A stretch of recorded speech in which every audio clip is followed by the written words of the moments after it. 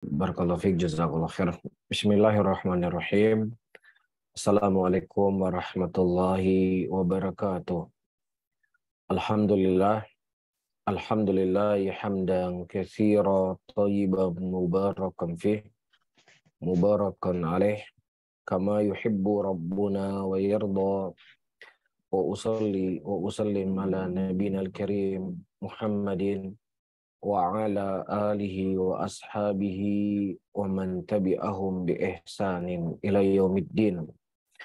Saudara-saudaraku kaum muslimin dan kaum muslimat rahimani wa rahimakumullah, walhamdulillah pada malam hari ini Allah Subhanahu wa taala kembali mempertemukan kita tentunya pada lanjutan kajian kitab Aqidatis Salaf Ashabil Hadis, dan kita sudah berada di penghujung kitab.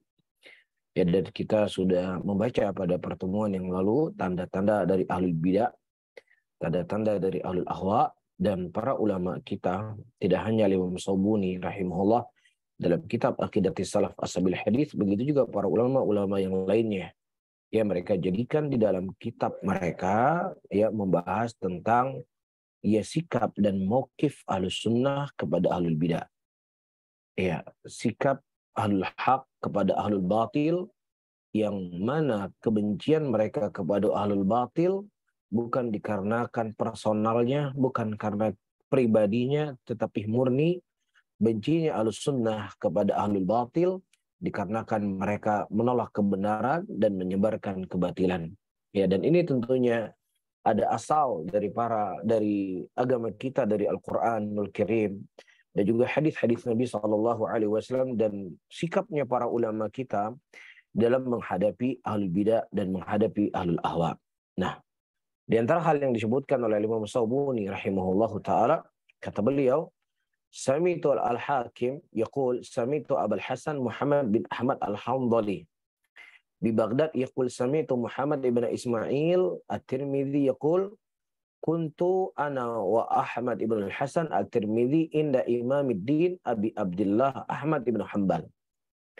Ya, diceritakan oleh Al-Imam Tirmidzi rahimahullah, pada saat aku dan Ahmad bin Hasan ya di sisi Imam Ahmad rahimahullahu taala, faqala lahu Ahmad bin Hasan. Berkata Ahmad bin Hasan kepada Imam Ahmad, "Ya Aba Abdullah, dzakaru li Abi Ibn Qutaibah bi Makkah ashabil hadis. Qala ashabul hadis qaumun su'in."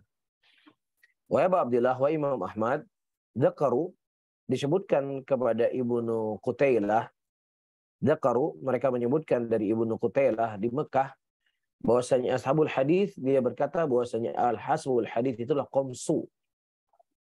Ya, alul hadis itu orang yang jelek. Ya, alul hadis itu orang yang ya tidak ada kebaikan pada diri mereka. Dan sebagaimana yang telah kita sampaikan pada pertemuan yang lalu para hadirin dan hadirat, kenapa mereka sangat membenci kepada alul hadis? Kenapa mereka sangat benci kepada para ulama? Karena ulama lah yang menyebarkan hadis-hadis Nabi SAW, memisahkan antara al-haq dan batil, memisahkan antara hadis yang sahih dengan hadis yang dhaif, dan juga mereka mencari dan menjaga ya ulama-ulama yang mereka mendengar hadis ya dari zaman Nabi SAW, kemudian zamannya sahabat, kemudian zamannya tabi'in, dan kemudian tabi'ut tabi'in, sebagai bentuk penjagaan kepada agama, sehingga ketika datang nas dari Al-Quran atau datang nas dari hadis Nabi SAW, tentunya akan menyalahkan perbuatan batilnya mereka, akan menjadi bantahan perbuatan sesatnya mereka.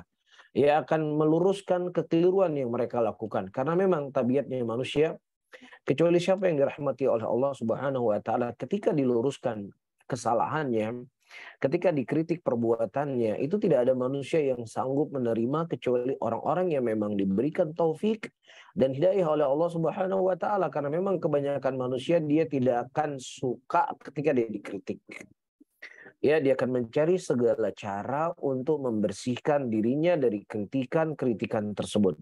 Ya, dan disinilah ya para hadirin dan hadirat membuat mereka itu berang, membuat mereka itu marah.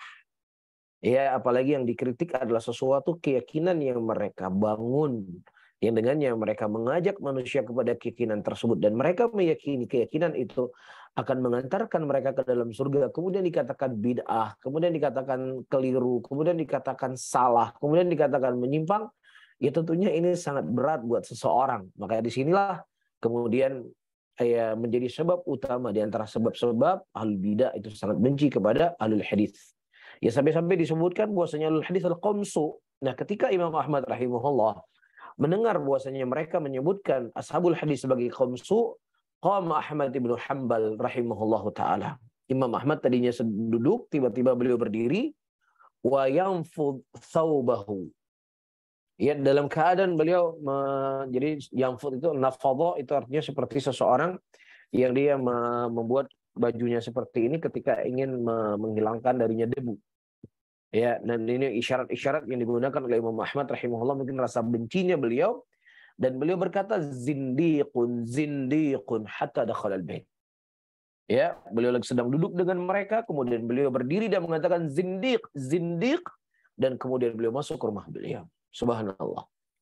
Ini para hadirin dan hadirat, bukan orang yang tidak mampu untuk menahan emosi, bukan. Ya, tetapi ini adalah kebencian yang wajib seseorang tertanam dalam hatinya. Kemarahan yang harus ada pada diri seseorang. Betul-betul Nabi SAW memberikan arahan kepada seorang sahabat ketika meminta wasiat kepada beliau, la taghdab, kamu jangan marah. Kemudian diminta lagi wasiat, kamu jangan marah. Ya, maka jangan sampai hadis ini diletakkan bukan pada tempatnya. Ya, jangan marah. Maksud dari ucapan Nabi sebagaimana diterangkan oleh para ulama, yaitu marah yang bukan pada tempatnya.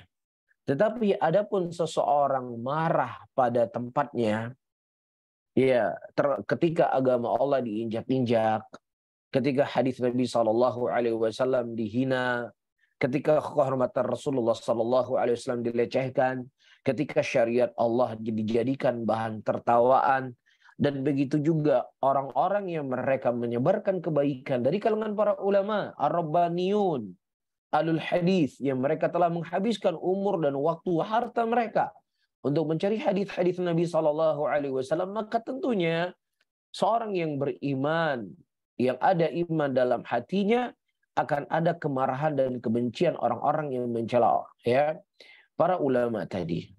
Bisa difahami ya? Dan inilah bagian dari keimanan. Ini merupakan bagian dari kecintaan kepada agama Allah dan mencintai apa yang dicintai oleh Allah. Di antara hal yang dicintai oleh Allah adalah para ulamanya, wali-walinya. Ya, maka ini juga yang harus kita tanam pada diri kita, para hadirin dan hadirat yang dimuliakan oleh Allah. Orang yang mengaku cinta kepada sunnah, orang yang mengaku dia berjalan di atas jalan salaf, dan orang yang dia mengaku jujur syahadat dia la ilaha illallah dan Muhammad Rasulullah, maka konsekuensinya dia harus membenci siapa saja yang menggugurkan daripada makna syahadat Muhammad Rasulullah. Karena di antara makna syahadat Muhammad Rasulullah adalah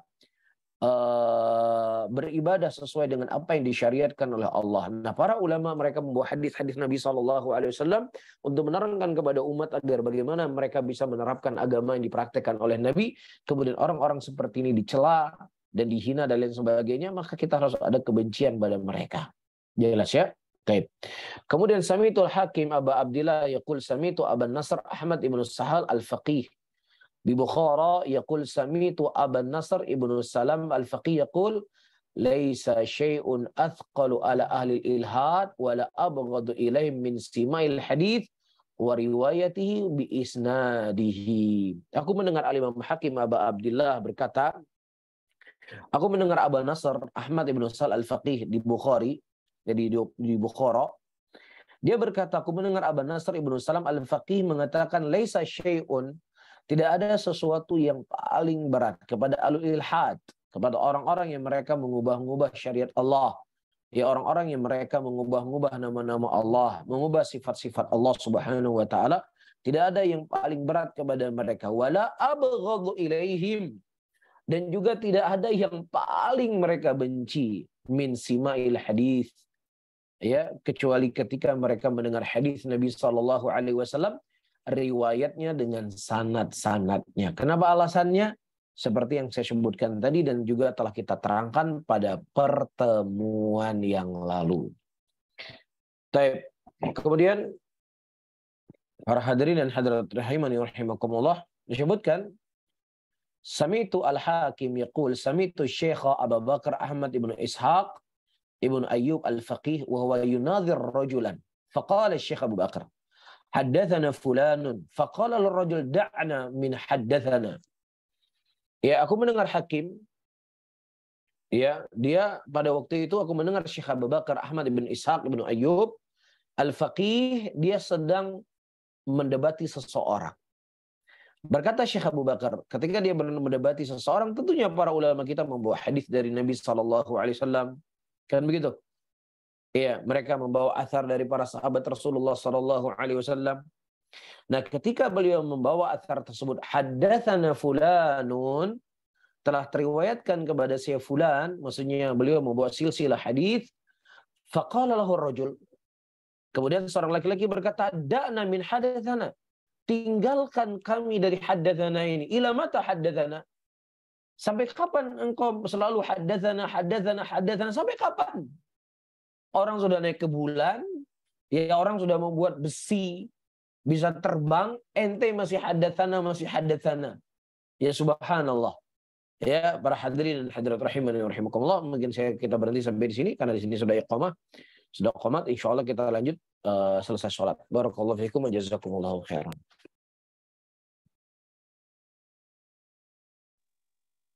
Jazakallahu khairan Ustaz. Baik jemaah, kita bersabar sejenak. Insyaallah kajian akan kita lanjutkan selepas Ustadz dan tim melaksanakan sholat isya insyaallah.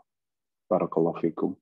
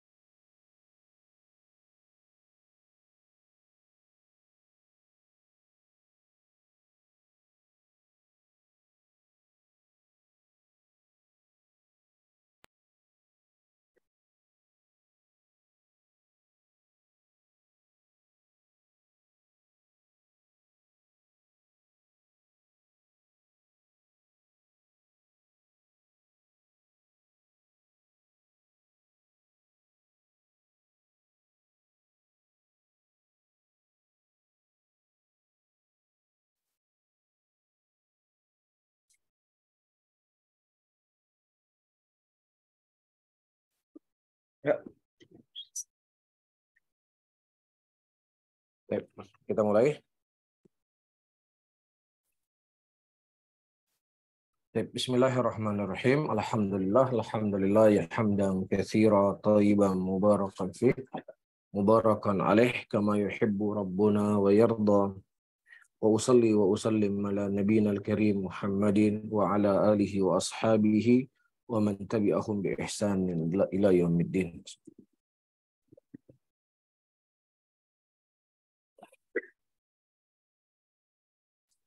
Baik, kita lanjutkan kembali kajian kita. Kita menceritakan tadi ada seorang ulama, dia menjadi seorang laki-laki yang kemudian beliau mendatangkan hadis dari Nabi SAW untuk mempatahkan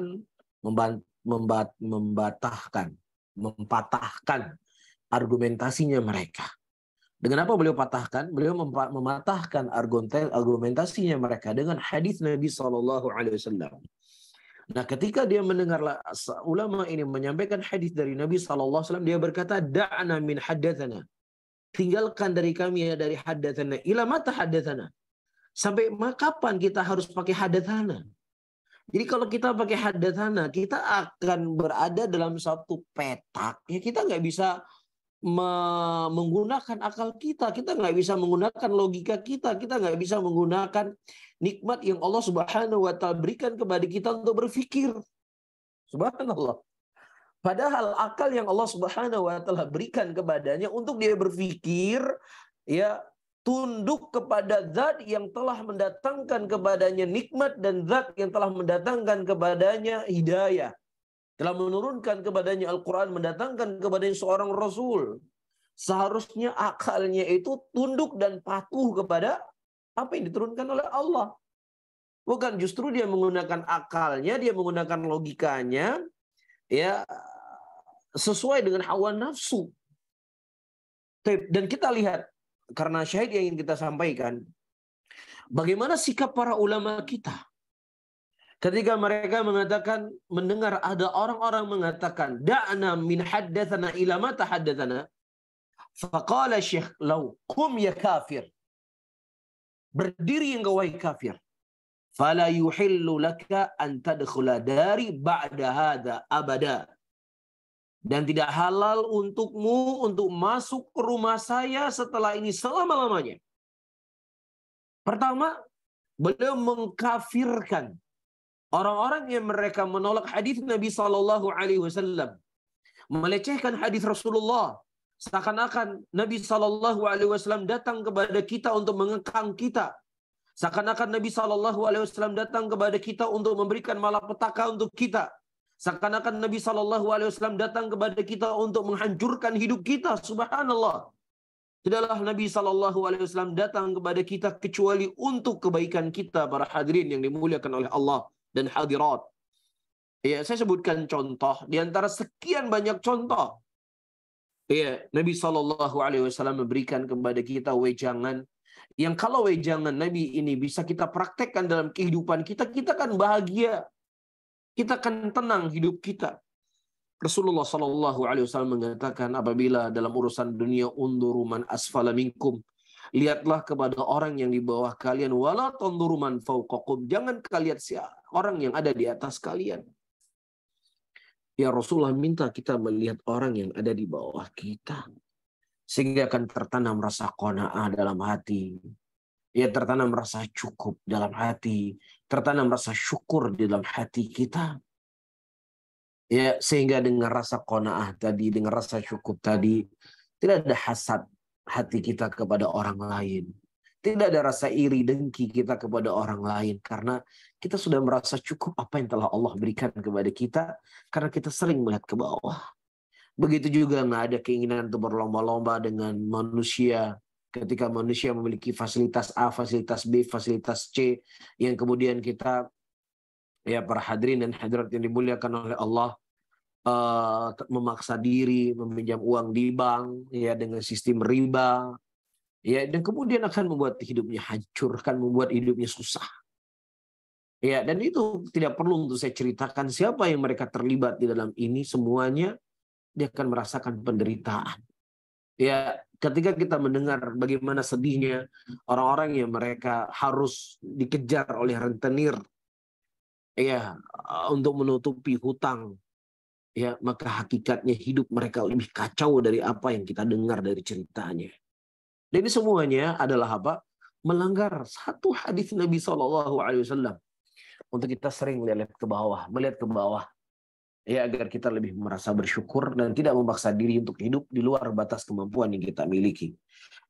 Tafata ilaina, ya, kemudian ulama ini, Syekh Abu Bakar ini menoleh kepada kami. Wa qala ma qultu li ahadin qad la tadkhul dari ila hadha. Ya, Syekh Abu Bakar berkata, aku tidak pernah mengucapkan sama sekali kalimat, jangan kau masuk ke rumahku kecuali hanya laki-laki ini. Kenapa? Karena dia menolak periwayatan hadis dari Nabi Sallallahu Alaihi Wasallam. Dan demikian al-bidah dan al-awa. Ciri-ciri dan sifat-sifat mereka, mereka sangat benci sekali dengan hadis Nabi karena itu bertentangan dengan hawa nafsu mereka. Sami'tu Aba Mansur Muhammad ibnu Abdullah Al-Hamshad Al-Alimuz Zahid yaqul sami'tu Abul Qasim Ja'far bin Ahmad Al-Muqri Ar-Razi qara alayya Abdurrahman ibnu Abi Hatim Ar-Razi wa ana asma' sami'tu abi yaqul an nabil imam fi biladih Aba Hatim Muhammad bin Idris Al-Handali Ar-Razi yaqul alamatu ahlal bid'ah wal alwaqi'atu fi ahli al-athar. Iya, disebutkan qara alayya, telah membaca kepadaku Abdurrahman bin Abi Hatim Ar-Razi, dan aku mendengar pada waktu itu di mana aku mendengar bapakku berkata an nabihi imam fi biladih, yang dimaksudkan adalah imam di negerinya. Abahu Aba Hatim, bapaknya Abu Hatim, yaitu Muhammad bin Idris Al-Handali Ar-Razi. Apa kata Muhammad bin Idris Al-Handali Ar-Razi? Alamatul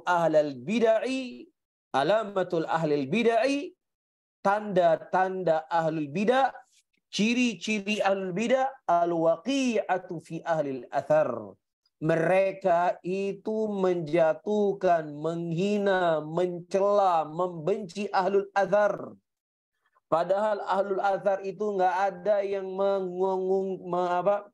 yang berhutang dengan mereka kemudian nggak bayar, nggak ada daripada ahlul athar itu yang mencela fisik mereka, tidak ada ahlul athar itu yang merugi dagangan mereka. Ya, bahkan ahlul athar itu nggak sehidup dengan dia, nggak sezaman dengan dia, atau mungkin nggak sedaerah dengan dia. Akan tetapi subhanallah, dia nggak pernah bertemu dengan mereka. Tapi kebenciannya itu luar biasa. Ya, karena apa? Karena yang datang kepada mereka hadis-hadis yang datang dari ahlul athar tersebut, walaupun mereka nggak pernah melihat orangnya. Berapa banyak orang benci kepada Syekh Muhammad bin Abdul Wahab? Berapa banyak orang membenci Syekh Albani? Berapa banyak orang mencela Syekh Muhammad bin Shalih Al-Utsaimin? Berapa banyak orang menghina Syekh bin Baz rahimahullah? Dalam keadaan mereka tidak pernah bertemu dengan Syekh Albani. Bahkan tidak pernah sezaman. Mungkin Syekh Albani ya meninggal, dia belum balik. Ya baru balik mungkin 5-10 tahun yang lalu. Tapi subhanallah, celaan, cercaan, cacian mereka kepada para ulama, ya seakan-akan ya lebih hina dari seorang Yahudi, lebih hina daripada seorang Nasrani, lebih hina daripada seorang pelacur. Dan ini tidak lain para hadirin dan hadirat, ya, dari kebenaran yang mereka sampaikan, yang mana kebenaran sampai kepada telinga ahlul batil, maka disitulah ruqyah untuk mereka sebenarnya, sehingga membuat mereka berang dan membuat mereka marah. Dan bersama dengan itu tidak memudaratkan sama sekali cacian-cacian, cercaan mereka kepada para ulama. Iya, selama ya cacian tersebut adalah kecacian yang dibangun di atas kebatilan. Ya, Rasulullah sallallahu alaihi wasallam mengatakan la wijtamu minal jinni wal ins ayadurruka bi syai'in lam yadurruka illa ma qad kataballahu laka au alaik. Kalau seandainya seluruh jin dan manusia mereka semuanya berkumpul untuk memberikan mudarat kepadamu, maka niscaya mereka tidak akan mampu memberikan mudarat kepadamu, ya, kecuali apa yang telah Allah Subhanahu wa taala catat, apa yang telah Allah takdirkan. Kalau seandainya Allah tidak menakdirkan dia celaka, maka sehebat apapun kekuatan, semanis apapun mulut mereka, semangat apapun, sebesar apapun kesemangatan mereka mencela ahlul hadis, maka tidak akan memberikan manfaat, memberikan mudarat sedikit pun kepada ahlul hadis tersebut. La tazalu ta'ifatun min ummati dhahirina 'alal haq la yadurruhum man khadalahum hatta yati amrullah. Ya, akan ada terus-menerus daripada umatku yang mereka akan menampakkan kebenaran. Ya, la yadurruhum, tidak akan memberikan mudarat kepada mereka siapa saja yang ingin menyingkirkan dan menjatuhkan mereka. Sampai datang waktu yang telah ditentukan oleh Allah Subhanahu wa taala. Wa alamatuz zanadiqah. Kemudian disebutkan oleh Syekh di sini tanda-tanda, yaitu alamat zanadiqah, ya tasmiyatuhum li ahli al-athar. Tasmiyatuhum ahlal athar hashwiyatun yuriduna bidzalika ibtal athar. Ya, tasmiyatuhum ahlul athar, mereka memberikan laqab kepada ahlul athar dengan hashwiyatun. Ya, apa itu hashwiyah? Hashwiyah di sini disebutkan oleh para ulama, ya, memiliki makna-makna yang sangat banyak. Di antaranya, ya, apa yang disebutkan oleh Nashwan al-Yamani, ya, di mana beliau mengatakan wa innama summiyat al-hashwiyatu li kathrati riwayatiha lil akhbar wa qubuliha ma warada 'alaiha min ghairi inkarin.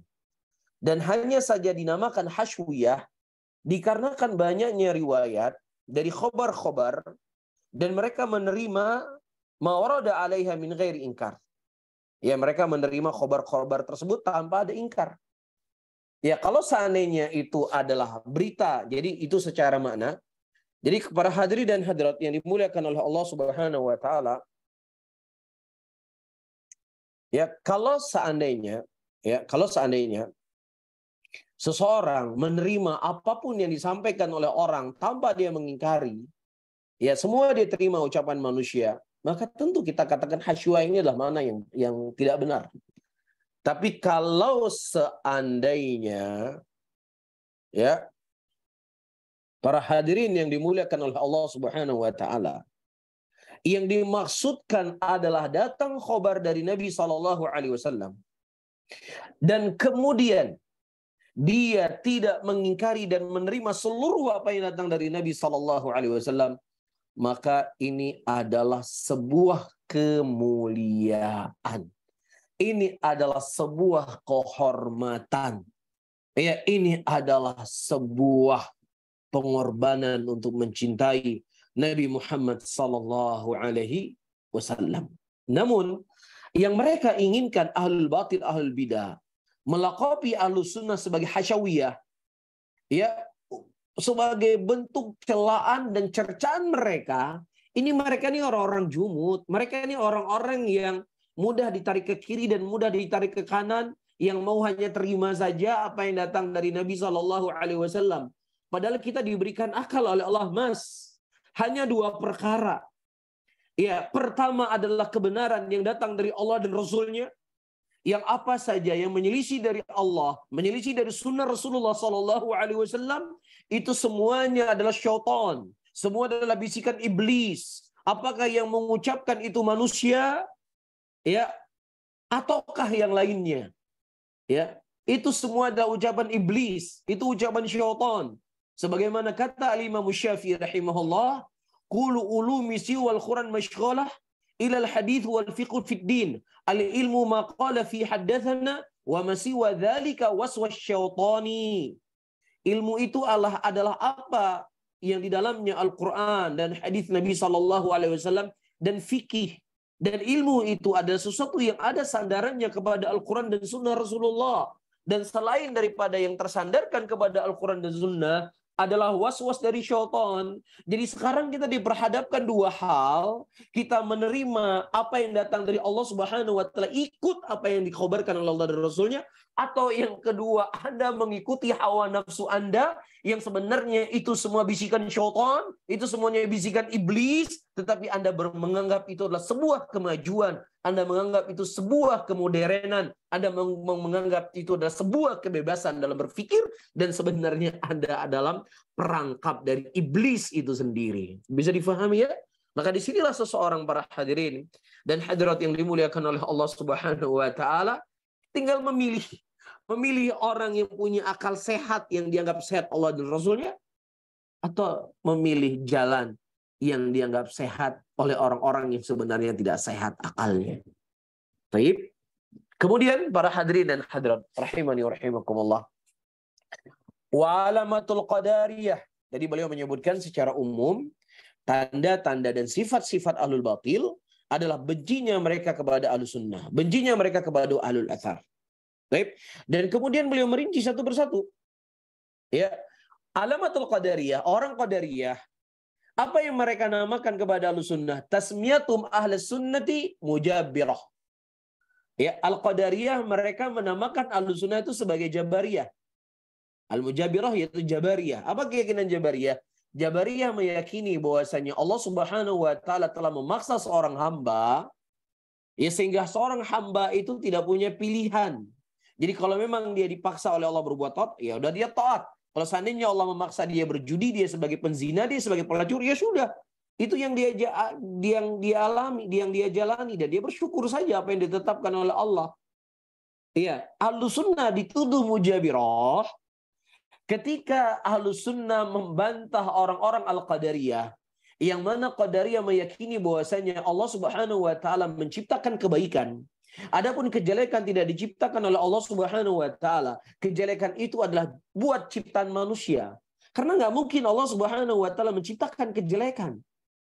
Ya, berarti ketika Anda meyakini Allah Subhanahu wa taala menciptakan kejelekan, berarti Anda seperti keyakinan Jabariyah, yang mana Jabariyah mereka dipaksa untuk berbuat kejelekan oleh Allah Subhanahu wa taala.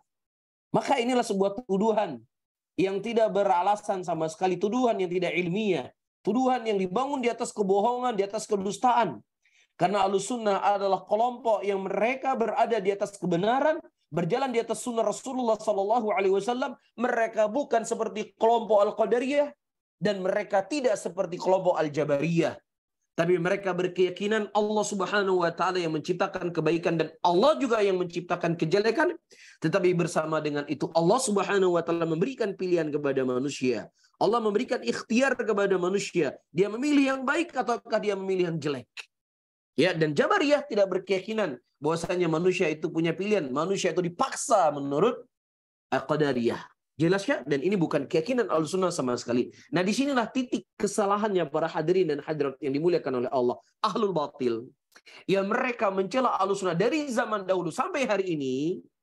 Ya, ketika mereka mengambil ucapan Ahlussunnah, mengambil ucapan Ahlul Haq, ya, kemudian ucapan itu ditafsirkan menurut pemahamannya dia, ya, yang kemudian dia nisbatkan ucapan itu kepada Ahlus Sunnah, yang Ahlus Sunnah itu berlepas diri dari itu semuanya. Apa maksudnya?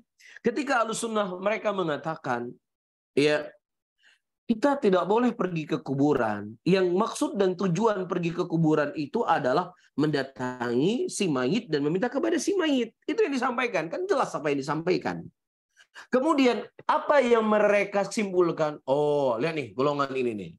Pergi ke kuburan nggak boleh. Pergi ke kuburan ibunya nggak boleh. Kuburan bapaknya nggak boleh. Pergi ke kuburan ziarah kubur itu bid'ah. Ya, pergi ke kuburan wali itu bid'ah. Ya, pergi ke kuburan wali itu musyrik. Ya, kafir. Berarti mereka ini telah mengkafirkan seluruh umat Islam. Ini kan kesimpulannya ente. Iya, ini adalah pemahaman ente, apakah karena kebodohan, ataukah karena kebencian, atau karena nggak mau tahu. Ya, pokoknya apa saja yang menyelisih saya, udah ente sesat, ente nggak benar, ucapan ente keliru. Padahal Ahlussunnah tidak pernah melarang orang mendatangi kuburan. Ahlussunnah justru mengatakan mendatangi kuburan adalah sunnah dari sunnah Nabi SAW. Ya begitu juga para hadirin dan hadirat yang dimuliakan oleh Allah. Ketika Ahlussunnah berkeyakinan bahwasanya Allah Subhanahu wa taala beristiwa di atas arasy-Nya. Iya, Allah Subhanahu wa taala berada di atas langit. Kemudian mereka tafsirkan itu, orang-orang Wahabi mengatakan Allah itu ada di langit, duduk di atas kursi, kemudian bersila kakinya, yang kemudian sambil minum kopi. Naudzubillah. Siapa yang mengatakan ucapan yang seperti ini, ucapan yang keji kepada Allah Subhanahu wa taala? Ya, itu merupakan tambahan-tambahan mereka saja. Para hadirin dan hadirat yang dimuliakan oleh Allah, saya'lamuna ghadan manil kadzdzabul asyir. Akan diketahui siapa sebenarnya pendusta. Ya, Ahlussunnah tidak pernah berkata demikian. Ahlussunnah berlepas diri dari itu semuanya. Begitu juga ketika Ahlussunnah membawa hadis dari Nabi SAW. Innallaha khalaqa Adam ala suratihi wa kana situ dira'an. Allah Subhanahu wa taala menciptakan Adam dengan surahnya yang mana dia itu panjangnya 60 hasta. Iya, kemudian ketika kita membawa hadis ini langsung disebarkan itu Wahabi Tuhannya 60 hasta. Naudzubillah. Siapa yang mengatakan demikian? Tidak ada ulama Ahlussunnah yang menafsirkan demikian. 60 hasta itulah Nabi Adam alaihissalam, bukan Allah Subhanahu wa taala. Allahu Akbar, Allah Maha Besar. Bahkan kita meyakini bahwasanya Allah Subhanahu wa taala menggenggam langit dan bumi sebagaimana hadis yang telah kita sampaikan pada pertemuan yang lalu. Langit dan bumi dan seluruhnya dalam genggaman Allahu Rabbul Alamin. Kemudian bagaimana mereka menuduh kita Ahlussunnah mengatakan bahwasanya Allah tingginya 60 hasta. Ya, silakan Anda berbahagia apa yang Anda ucapkan karena diikuti oleh orang yang banyak. Ya, silakan Anda tertawa hari ini karena apa yang Anda sampaikan itu di-share kemudian dijadikan celaan dan olo-oloan oleh pengikut Anda. Dan suatu saat akan datang pengadilan Allah Subhanahu wa taala. Allah akan meminta pertanggungjawaban apa yang Anda ucapkan. Allah akan meminta apa yang Anda tuduh. Yang kemudian terjadi, ya bukan hanya dari sisi fisik, bukan hanya dari sisi lisan, kemudian melalui persekusi, melalui celaan, melalui cacian, ya dibuat ime-ime, ya meme-meme dengan muka-muka yang apa ibaratnya dilukis, digambar dengan bentuk-bentuk yang naudzubillah. Ya wallahi wabillahi watallahi. Itu tidak memudaratkan sedikit pun Ahlussunnah. Karena Allah tidak akan pernah membela kezaliman. Allah Subhanahu wa taala tidak akan pernah membela kezaliman. Allah akan menghancurkan kezaliman itu cepat atau lambat. Kalau dia tidak mendapatkan di dunia, dia akan mendapatkan kezaliman di akhirat. Ya, bahkan Syekhul Islam Ibnu Taimiyah rahimahullah sebagaimana yang telah pernah kita sampaikan, Allah Subhanahu wa taala akan membela ya negeri yang kafir, walaupun kafir selama penduduk tersebut tidak zalim. Ya, tetapi Allah Subhanahu wa taala tidak akan menolong ya sebuah negeri yang negeri itu muslim tetapi penduduknya zalim. Dan pertolongan di sini pertolongan am, bukan pertolongan ta'yid sebagaimana pertolongan kepada orang-orang saleh dari kalangan mukminin. Bisa difahami para hadirin? Ya, sehingga ucapan-ucapan itu semuanya nggak perlu membuat kita sedih. Ucapan itu semua nggak perlu membuat kita lemah. Ucapan itu semua nggak perlu membuat kita minder. Orang yang lebih soleh dibandingkan kita. Orang yang lebih besar perjuangannya dibandingkan kita. Orang yang telah mencurahkan segala apa yang mereka miliki untuk membela agama Allah, untuk membela sunnah Nabi SAW. Ternyata mulut-mulut kotor juga tidak selamat. Ya, mencela dan mencerca mereka. Isbiru ya ala sunnah. Bersabarlah wahai ala sunnah. Bersabarlah di atas akidah yang hak. Bersabarlah di atas sunnah Nabi SAW. Bersabarlah di atas manhaj salaf yang mulia ini. Sampai kita bertemu dengan Allah Subhanahu wa taala. Dunia ini cuma sesaat, dunia ini cuma sebentar.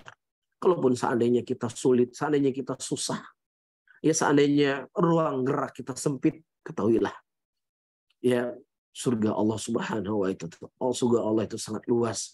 Dan surganya Allah hanya dimasuki oleh orang-orang yang mereka jujur dengan keimanannya. Dan kita berdoa dan memohon kepada Allah agar Allah menjadikan kita orang-orang yang mencintai orang-orang yang jujur dengan keimanannya. Dan mudah-mudahan Allah bisa mengumpulkan kita dengan mereka semuanya. Baik. Kemudian para hadirin dan hadirat yang dimuliakan oleh Allah. Wa alamatul Jahmiyah, ya, adapun tanda-tanda Jahmiyah, mereka punya keyakinan bahwasanya Allah itu tidak punya nama dan Allah tidak punya sifat. Baik, Allah tidak punya nama dan Allah tidak punya sifat. Itu keyakinan mereka. Karena menurut mereka, kalau seandainya kita meyakini Allah punya sifat, ya, maka Allah itu akan menyerupai dengan makhluknya. Itu kaidahnya mereka. Maka tasmiyatuhum ahlus sunnati, mereka menamakan ahlus sunnah itu sebagai musyabbihah. Ya, ini adalah dua kelompok yang sesat. Ini satu kelompok Jahmiyah, ini satu kelompok musyabbihah. Musyabbihah itu adalah menyamakan Allah Subhanahu wa taala dengan sifat makhluknya. Itu namanya musyabbihah. Dia menyamakan Allah dengan sifat makhluknya. Adapun ahlus sunnah, mereka memahami sebagaimana zahirnya ayat. Mereka memahami sebagaimana zahirnya hadis. Allah Subhanahu wa taala punya tangan. Karena Allah mengatakan dalam ayatnya, "Ma manaka an tasjuda lima khalaqtu bi yadayya." Apa yang mencegah kau iblis untuk kau sujud dengan apa yang kuciptakan dengan kedua tanganku? Ahlussunnah mengatakan bahwasanya tangan di sini sesuai dengan keagungan dan kebesaran Allah. Yang tangan Allah tidak sama dengan tangan makhluknya. Karena Allah mengatakan, "Laisa kamitsli syai'." Tidak ada yang sama dan serupa dengan Allah. Kemudian Jahmiyah, mereka mengatakan ente musyabbihah. Ente menyerupai Allah Subhanahu wa taala dengan makhluknya. Ente menyerupai tangan Allah dengan tangan makhluknya. Ente menyerupai sifat Allah dengan sifat makhluknya. Subhanallah. Ya. Ini adalah kesimpulan yang datang dari pikiran mereka, yang datang dari kepala mereka, yang datang dari buruknya niat mereka, yang datang dari kebencian mereka, atau datang dari kesalahpahaman atau kebodohan mereka. Yang ahlus sunnah wal jamaah berlepas diri dari sifat al-musyabbihah.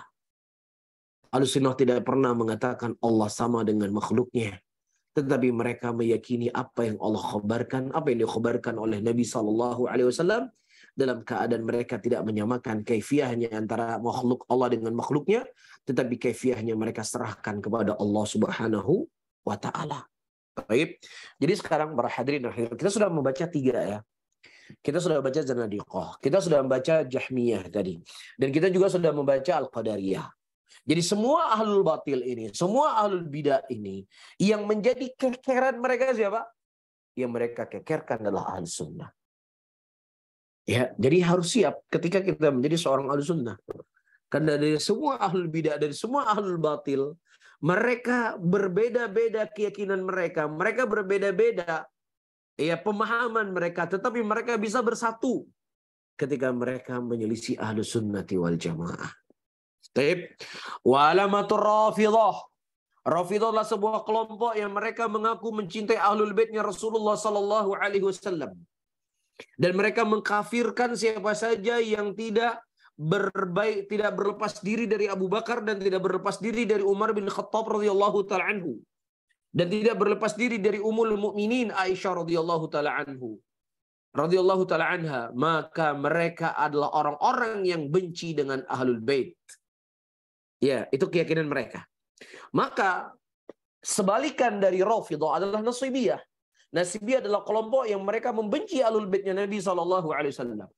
Kemudian ketika ahlus sunnah tidak sejalan dengan orang Rafidhah, yang mereka memuliakan ahlul bait, yang mereka mencintai Ali, mereka mencintai Hasan, mereka mencintai Husain, mereka mencintai Fatimah radhiyallahu taala anhum. Akan tetapi kecintaan mereka kepada Fatimah, kecintaan mereka kepada Hasan, kecintaan mereka kepada Husain, kecintaan mereka kepada Ali bin Abi Thalib radhiyallahu taala anhu tidak sebagaimana wujud cintanya Syiah yang melazimkan kita untuk mengkafirkan Abu Bakar dan mengkafirkan Umar bin Khattab radhiyallahu taala anhu. Kita mencintai Abu Bakar, kita mencintai Aisyah, kita mencintai Fatimah, kita mencintai Hasan, kita mencintai Husain, bersama dengan itu kita juga mencintai Abu Bakar Siddiq radhiyallahu taala anhu. Dalam kamusnya Syiah, ente nggak cinta sama ahlul bait, ente Nasibiyah, ente pembenci ahlul bait. Kenapa kita dianggap benci ahlul bait walaupun kita mengatakan Husain adalah sayyid, pemimpin pemuda nanti dalam surganya Allah? Kita meyakini bahwasanya Husain itu adalah syahid. yang membunuh Husain zalim, kita tetap akan dikatakan sebagai nasibiyah yang membenci Ahlul Bait karena kita tidak berlepas diri dari Abu Bakar. Sebenarnya mereka bukan mengajak kita mencintai Ahlul Bait. Mereka sedang tidak mengajak kita untuk mencintai keluarga Nabi SAW. Akan tetapi mereka jadikan itu sebagai tameng untuk kita mengkafirkan Abu Bakar dan mengkafirkan Umar bin Khattab radhiyallahu taala anhu. Demikianlah ahlul batil, demikianlah ahlul ahwa ayyul hadirun wal hadirat dari masa ke masa. Iya, kullu hizbin bima ladaihim farihun. Setiap kelompok mereka merasa bangga dengan apa yang ada pada diri mereka. Mereka sedang mengajak manusia kepada kebenaran. Mereka tidak sedang mengajak manusia kepada Al-Quran. Mereka sedang tidak mengajak manusia kepada sunnah Rasulullah SAW. Tetapi mereka sedang mengajak manusia kepada hawa nafsu mereka. Kemudian mereka mengambil sebagian dari prinsip-prinsip agama ini untuk mengelabui manusia. Mengelabui awam muslimin. Dan untuk melegalkan kebatilan dan kesesatan dan kekufuran yang mereka sebarkan. Intabihu ya ahli sunnah. Berhati-hati wahai ahli sunnah, mencintai sunnah, mencintai salaf, tanpa mementengi diri dengan senjata, tanpa mementengi diri dengan ilmu, tanpa mementengi diri untuk mempelajari buku-buku akidah para ulama, maka ini tidak akan memberikan manfaat sama sekali. Kecintaan Anda kepada ahli sunnah. Qultu, kemudian aku katakan, para hadirin dan hadirat yang dimuliakan oleh Allah. Qultu, kata Syekh As-Sabuni, Qulu dzalika asabiyatun la yuhik ahlas sunnati illa ismun wahidun wa huwa ashabul hadis. Dan itu semuanya adalah asabiyah yang keluar dari ahlul bid'ah, yang keluar daripada ahlul batil, maka tidak ada penamaan yang pantas diberikan nama kepada ahlus sunnah kecuali hanya satu nama saja. Wa huwa ashabul hadis. Mereka adalah ashabul hadis. Itu nama mereka satu. Walaupun dinamakan nasibiyah, walaupun dinamakan musyabbihah, walaupun dinamakan jabariyah, dan seterusnya. Dari penamaan-penamaan sebenarnya ahlus sunnah. Hanya satu nama mereka, yaitu ahlul hadis. Kemudian, para hadirin dan hadirat yang dimuliakan oleh Allah Subhanahu wa taala, qultu ana ra'aitu ahlal bid'ah fi hadhil asma. Ya. Aku melihat ahlul bid'ah dari nama-nama ini allati laqabu biha ahli sunnati, yang mereka melaqabi ahlus sunnah dengan istilah-istilah yang kita sebutkan tadi. Salaku ma'um maslakal musyrikin ma Rasulillah sallallahu alaihi wasallam. Mereka sebenarnya berjalan seperti jalannya orang-orang musyrikin ketika mereka menghadapi Nabi Muhammad sallallahu alaihi wasallam. Fa innahum qad tasamu al-qawla fihi fasammahu ba'dhum sahiran wa ba'dhum kahinan wa ba'dhum sya'ira wa ba'dhum majnuna wa mabdhum maftuna wa ba'dhum muftariya mukhtaliqan kadzaban wa kana an-nabi sallallahu alaihi wasallam min tilkal ma'aib ba'idan bari'an lam yakun illa Rasulullah sallallahu alaihi wasallam mustafa nabiyyan sallallahu alaihi wasallam, di mana mereka fa'inam iqtasamu al-qawla fi fasammahu ba'dhum, di mana mereka menyebut-nyebut Nabi sallallahu alaihi wasallam dengan sebutan-sebutan yang sangat banyak. Ada di antara mereka menyebut Nabi sebagai penyihir, ada di antara mereka menyebutkan Nabi sebagai dukun, ada di antara mereka menyebutkan Nabi seorang penyair, ada yang menyebutkan Nabi itu orang gila, ada yang menyebut Nabi itu maftun, orang terfitnah, ada yang mengatakan Nabi itu pendusta, ada yang mengatakan Nabi berbuat hal-hal yang baru, ada yang dianggap Nabi itu adalah kadzab. Dan Nabi SAW dari tuduhan-tuduhan mereka, dari cercaan dan cacian mereka, Nabi SAW berlepas diri daripada itu semuanya. Tidaklah Nabi kita Muhammad SAW kecuali Mustafa, yaitu manusia yang dipilih oleh Allah Subhanahu wa taala. Oleh karena itu para hadirin, kita tidaklah semulia mereka. Kita tidak semulia Nabi kita Muhammad SAW. Dan Nabi bersama dengan itu, cercaan dan cacian dan makian tidak lepas dari mulut-mulut musyrikin yang mereka sematkan kepada Nabi SAW. Ya, maka tentunya orang-orang yang seperti kita, yang masih lemah imannya dan lain sebagainya, cukup wajar ketika kita dicela, dicaci dan lain sebagainya.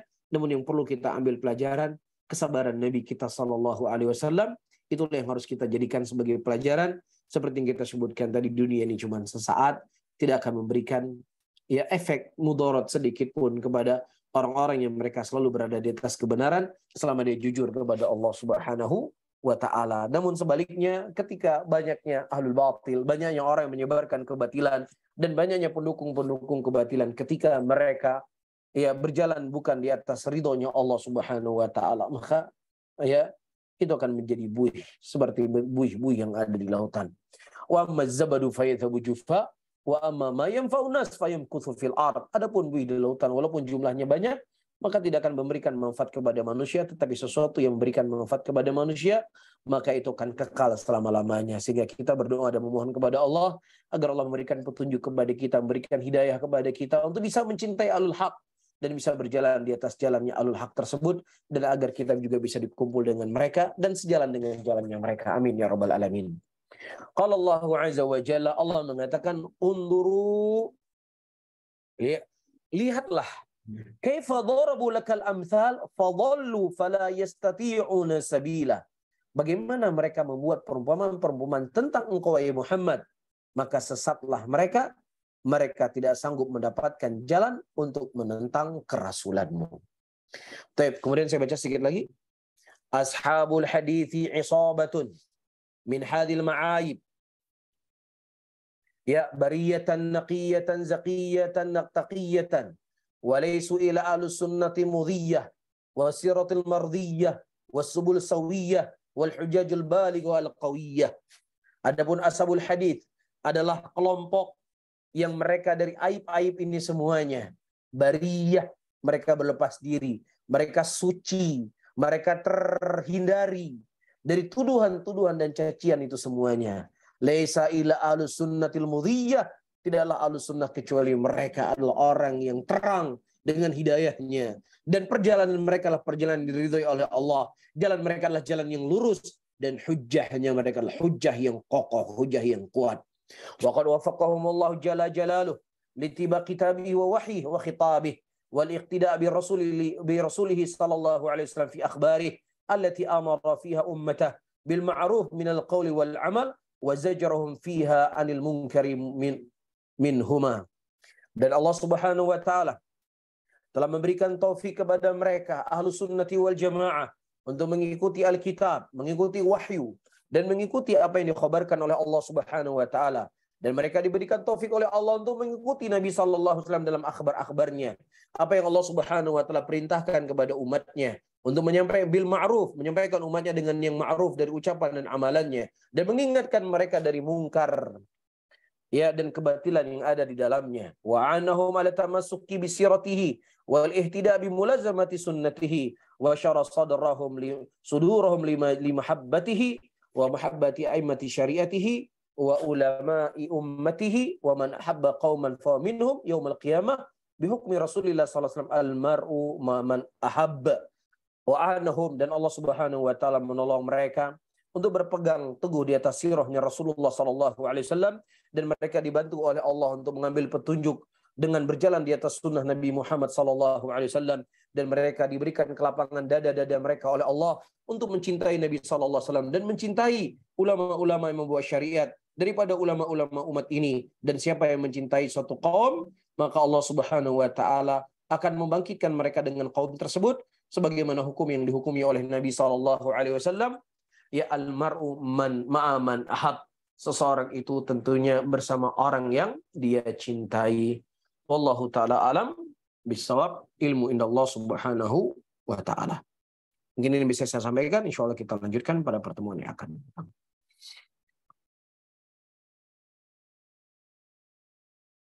Barakallahu fiikum Ustaz, wa jazakumullahu khairan. Mengucapkan terima kasih kepada Ustaz atas ilmu yang telah disampaikan kepada kita semua. Semoga bisa bermanfaat untuk kita semuanya, para hadirin. Baik, ikhwatal Islam yang semoga dimuliakan oleh Allah Subhanahu wa taala. Alhamdulillah, kita sekarang masuk ke sesi tanya jawab. Kita punya waktu beberapa menit untuk bisa bertanya kepada Ustaz. Kami silakan jika ada jamaah yang ingin bertanya langsung pada Ustaz, bisa gunakan fitur raise hand. Fadhol.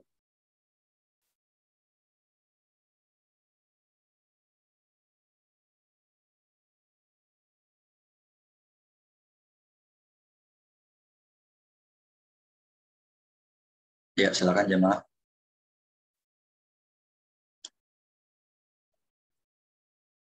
Ya, Umu Amar, silakan bisa langsung bertanya kepada Ustaz. Iya, host. Jazakumullahu khairan. Assalamualaikum warahmatullahi wabarakatuh, Ustadz. Waalaikumsalam Semoga Allah warahmatullahi Subhanahu wa Ta'ala memberikan keberkahan dan perlindungan bagi Ustadz dan keluarga Amin. serta tim dimanapun berada. Amin. Ustadz, ini ada 2 pertanyaan. Yang pertama tidak terkait materi, tapi terkait dengan situasi saat ini. Kita Baik. tahu bahwa saudara-saudara kita di Cianjur dan di beberapa tempat di wilayah Indonesia juga mendapat musibah yang luar biasa besar. Bila ada di antara kaum muslimin yang tidak bisa membantu secara langsung, Ustadz, baik materi maupun zahir, apakah kita bisa memanjatkan doa-doa agar kaum muslimin yang mendapat musibah dimanapun berada itu dilindungi dan juga dijaga keimanan dan keislamannya, karena kami juga mendengar ada indikasi pemurtadan di wilayah-wilayah tersebut. Mungkin itu dulu Ustadz, yang kedua setelahnya. Jazakumullahu khairan. Barakallahu fikum.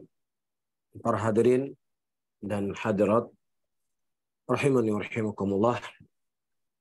Pertama, ya sebagaimana kondisi dan keadaan yang kita ketahui, ya maka sebatas apapun kemampuan yang kita miliki, kita bantu saudara-saudara kita muslimin. Ya, ada yang membantu dengan doa, ada yang membantu dengan hartanya, ada yang membantu dengan lisannya, ya ada yang membantu dengan tenaganya. Dan alhamdulillah, ya itu kita melihat teman-teman kita dari Ahlus Sunnah, ya setiap ada bencana, setiap ada musibah, mereka adalah orang-orang yang berada di barisan terdepan di dalam membantu saudara-saudara kita muslimin. Nah, di sini menunjukkan kepada kita Ahlus Sunnah adalah ya kelompok yang mereka berlepas diri dari apa yang dituduh oleh orang-orang di luar sana. Terkadang dituduh kafir, takfiri, ekstrim, eksklusif dan lain sebagainya. Ya, dan setiap musibah bukti nyata. Ya, terkadang yang menimpa musibah bukanlah orang yang berjenggot. Yang terkena musibah bukanlah orang yang pakai celana di atas mata kaki. Yang terkena musibah bukanlah orang yang meyakini Allah berada di atas langit. Tapi saudara kita muslimin yang mengucapkan asyhadu an la ilaha illallah wa asyhadu anna Muhammad Rasulullah, dan tidak ada di antara kita untuk memilah-milah ya fulan ataukah ahlan, ya selama dia seorang muslim. Bahkan orang kafir pun dibantu, karena ketika kita sudah berbicara bencana, kita sudah berbicara kemanusiaan, kita sudah berbicara sosial. Ya, saya ingin fokus dari poin ini para hadirin dan hadirat. Mudah-mudahan ada orang-orang yang mereka masih punya hati yang bersih, ya punya logika yang sehat, ya kecuali orang-orang yang telah ditutup mata hatinya oleh Allah Subhanahu wa Ta'ala.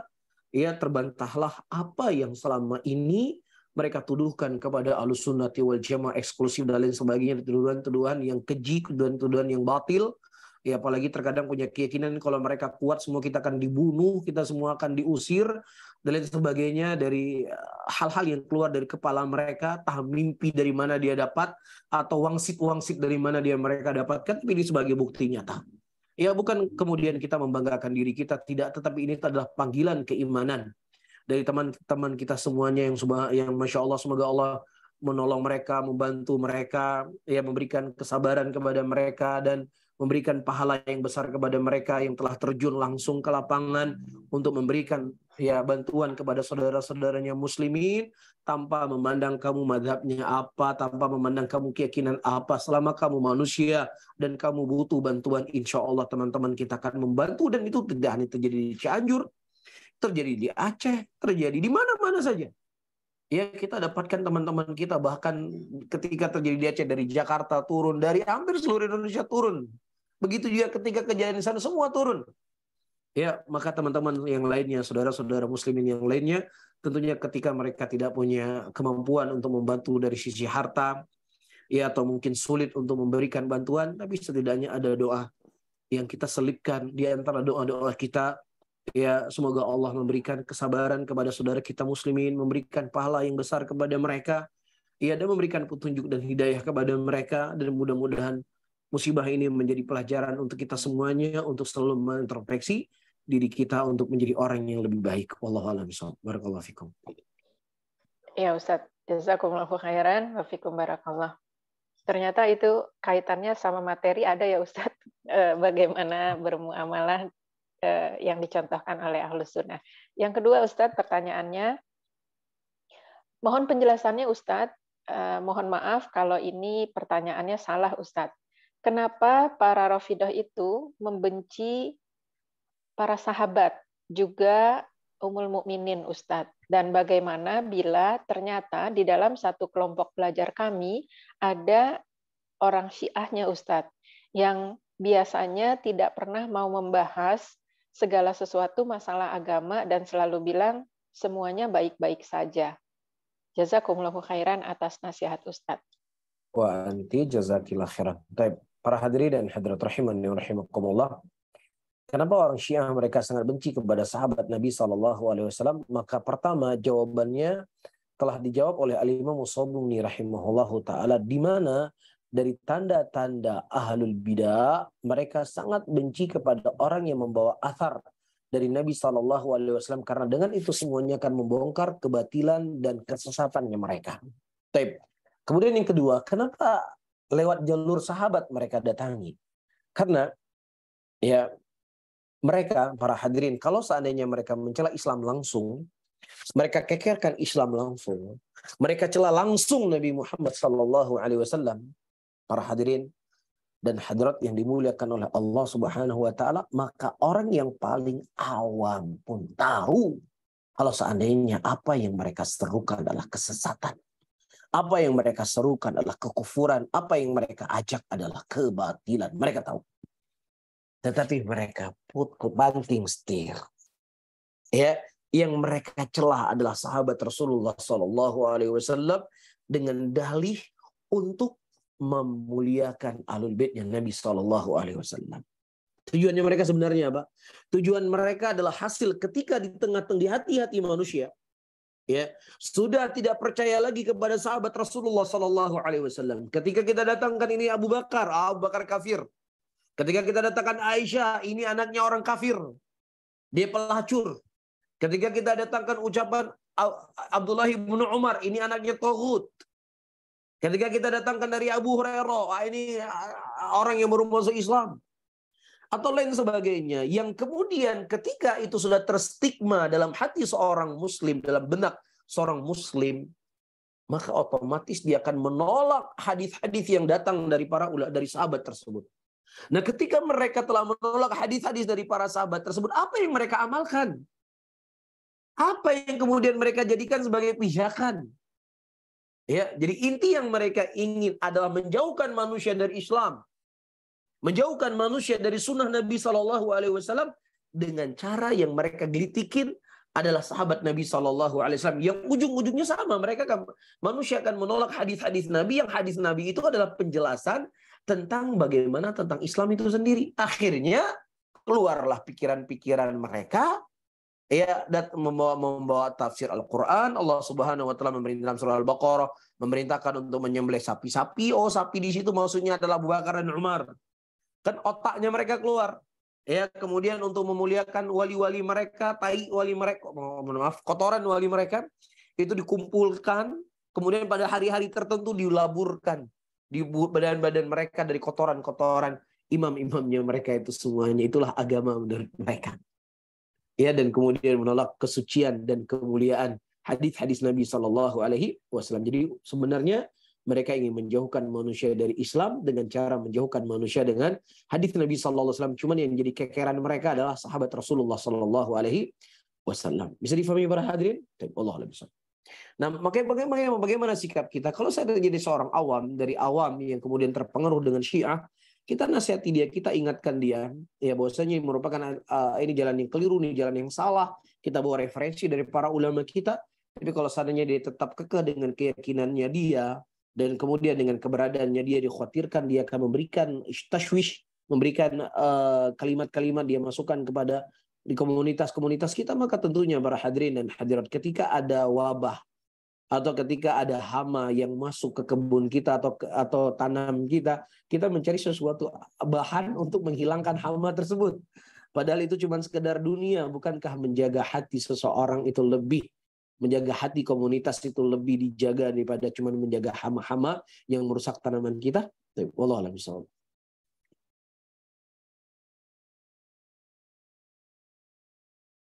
Baik, barakallahu fikum wa assalamualaikum jazakallahu khairan Ustaz atas jawabannya. Semoga bisa menjawab pertanyaan dan bermanfaat untuk hadirin secara umum. Baik, kita lanjutkan ke pertanyaan berikutnya. Ini ada pertanyaan masuk via chat, Ustaz. Saya coba bacakan. Hamba Allah. Assalamualaikum warahmatullahi wabarakatuh. Afwan, izin bertanya. Apakah asatid yang belajar di Madinah sudah pasti berakidah Ahlussunnah, Ustaz? Dan apakah hal tersebut bisa dijadikan salah satu ciri untuk mencari guru? Tentunya yang pantas menjawab ini Ustaz Agung, bukan Anda yang menjawab. Betul, Ustaz. Ana tidak kuliah di Madinah. Ustaz Agung yang kuliah di Madinah, beliau lebih paham. Tapi para hadirin dan hadirat yang dimuliakan oleh Allah, ya dari yang saya ketahui, Jamiah Islamiyah Madinah, ya itu ditaksis, muasisnya adalah Syekh Al-Allamah Imam Ibnu Baz rahimahullahu taala. Beliau yang mentaksis, beliau yang mendirikan Jamiah Islamiyah tersebut. Dan seingat saya waktu itu, kalau saya salah tolong diluruskan, yang menjadi wakil dari rektornya atau wakil dari pemimpin Jamiah Islamiyah adalah Syekh Al-Allamah Al-Muhaddits Syekh Abdul Muhsin Al-Abbad hafizahullahu taala. Ya, mereka menjadikan kurikulum di dalam Jamiah Islamiyah Madinah ya adalah Al-Qur'an dan sunnah Rasulullah sallallahu alaihi wasallam. Dan juga dari orang-orang yang mereka keluar dari Jamiah Islamiyah adalah gurunya guru kami Syekhuna Syekh Muqbil rahimahullahu taala. Beliau adalah lulusan dari Jamiah Islamiyah Madinah. Ya, dan kemudian beliau mengajarkan ilmu di ma'hadnya beliau di Darul Hadits di Yaman. Ya, dengan apa yang beliau ambil dari guru beliau, dari Syekh bin Baz, dari Syekh Ibnu Utsaimin, dari Syekh Abdul Muhsin Al-Abbad dan ulama-ulama yang lainnya di tempat beliau belajar, yang kemudian beliau mendidik kita di atas Al-Quran dan Sunnah Rasulullah SAW tersebut. Jadi secara kurikulum, jelas kurikulumnya itu berada di atas kurikulum akidah ahli sunnati wal jamaah dan jalannya para salaf. Ya, namun ketika di sana para hadirin ada orang yang mereka secara hidayah taufik, dia sudah sampai, dia sudah mendengar hidayah itu taufik, penjelasan tentang akidah, dan dia sudah faham dengan akidah Ahlussunnah yang diajarkan di Jamiah Islamiyah Madinah, buktinya dia lulus. Ya, kalau seandainya dia nggak faham, ketika dia ujian dia nggak lulus, dia nggak jadi LC, dia nggak jadi S2, dia nggak jadi S3, kan seperti itu. Karena dia faham lah. Namun ya, hidayah itu semuanya kembali kepada Allah Subhanahu wa taala. Hidayah itu taufik itu kembali kepada Allah. Hidayah irsyad dia sudah dapatkan. Nah, apakah kemudian dengan hidayah itu taufik, dengan hidayah itu irsyad tersebut melazimkan seseorang mendapatkan hidayah taufik? Belum tentu. Ya, belum tentu seseorang sudah mendapatkan hidayah taufik, hidayah irsyad, dia akan lazim pasti mendapatkan hidayah taufik. Belum tentu. Ya, maka tentunya di sini kita lihat apa yang dia bawa. Kalau dia pulang membawa apa yang diajarkan dari Jamiah Islamiyah Madinah, ya diajarkan dari kulum para ulama, dari kitab-kitab para ulama, itu yang diajarkan dengan pemahaman para ulama, maka mereka Ahlussunnah. Tapi kalau seandainya dia pulang dari Madinah dan kemudian dia tidak membawa apa yang dia pelajari di sana dan justru dia mendatangkan sesuatu dari akidah-akidah yang menyimpang, ya maka kita hukumi dia adalah orang yang menyimpang. Dan begitu juga para hadirin dan hadirat, ya bukan berarti orang yang tidak kuliah di Madinah, yang tidak lulusan Madinah, maka dia bukan seorang salafi atau dia bukan seorang Ahlussunnah. Tidak. Maka tentunya di sana baik tempat-tempat banyak malah halaqah para ulama, bahkan banyak ulama-ulama yang tidak keluar dari Jamiah Islamiyah Madinah. Bahkan ulama-ulama di Arab Saudi sendiri, banyak mereka itu bukan lulusan Jamiah Islamiyah Madinah, tapi mereka ulama besar yang sangat dimuliakan di Arab Saudi. Ya, nah wallahu taala alam bisa. Barakallahu fikum. Mungkin Ustaz Agung bisa menambah. Barakallahu fikum. Baik, barakallahu Ustaz. Sudah cukup, insya Allah. Dari Ustaz sudah sangat jelas. Alhamdulillah. Jazakallahu khairan Ustaz. Assalamualaikum. Barakallahu fikum. Semoga bisa menjawab pertanyaan penanya. Kemudian kita lanjutkan. Mungkin ada dari jamaah yang ingin bertanya kepada Ustaz secara langsung. Kami persilakan untuk menggunakan fitur raise hand.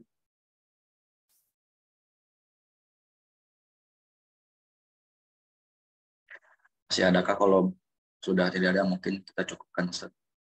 Baik, barakallahu fiik, jazakumullah khairan. Mungkin ini yang bisa saya Baik. sampaikan, mudah-mudahan bermanfaat untuk saya sendiri dan juga kepada teman-teman semuanya. Subhanallah bihamdika asyhadu an la ilaha illa anta astaghfiruka wa atubu ilaik. Barakallahu fiikum. Baik. Lagi deh. Nah, Ustaz, silakan. Barakallahu fiikum. Baik, ikhwatal Islam, alhamdulillah kita telah menyimak apa yang disampaikan Ustaz, telah kita berikan juga kesempatan untuk para jemaah yang ingin bertanya apa juga yang kita bacakan. Jazakumullah khairan. Kami ucapkan terima kasih kepada jemaah semuanya. Barakallahu fiikum. Mohon maaf kami jika ada kesalahan dari kata maupun sikap, semoga dimudahkan untuk lagi kajian berikutnya. Wa sallallahu ala nabiyyina Muhammadin wa akhiru da'wana alhamdulillahi rabbil alamin. Subhanakallahumma wa bihamdik asyhadu an la ilaha illa anta astaghfiruka wa atubu ilaik. Assalamualaikum warahmatullahi wabarakatuh.